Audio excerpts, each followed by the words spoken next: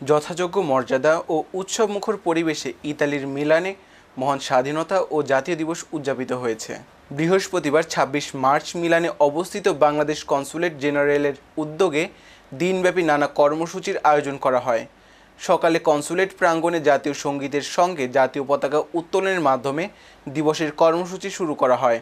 এ সময় মহান স্বাধীনতা যুদ্ধের শহীদদের স্মরণে ১ মিনিট নীরবতা পালন এবং বিশেষ মোনাজাত করা হয়।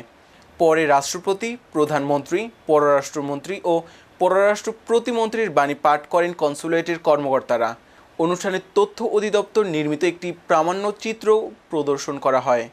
সন্ধ্যায় মিলানের কর্সো মনফর্তে এলাকায় ঐতিহাসিক পালাজ্জো ইসিমবার্দিতে কূটনৈতিক সংবর্ধনার আয়োজন করা হয়। এতে কূটনৈতিক কোরের সদস্য, ইতালির লোম্বার্দিয়া অঞ্চলের স্থানীয় সরকারের প্রতিনিধিরা, বিভিন্ন প্রতিষ্ঠানের ব্যক্তিত্ব, ব্যবসায়ী, গণমাধ্যম কর্মী ও বাংলাদেশি কমিউনিটির নেতাসহ ১৫০ শতাধিক অতিথি অংশ নেন। এতে অতিথি হিসেবে উপস্থিত ছিলেন মিলানের ডেপুটি মেয়র ফ্রান্সেসো ভাসাল্লো। অনুষ্ঠানে অতিথিদের বাংলাদেশি ঐতিহ্যবাহী বিভিন্ন ধরনের মিষ্টান্ন ও পিঠা দিয়ে আপ্যায়ন করা হয়।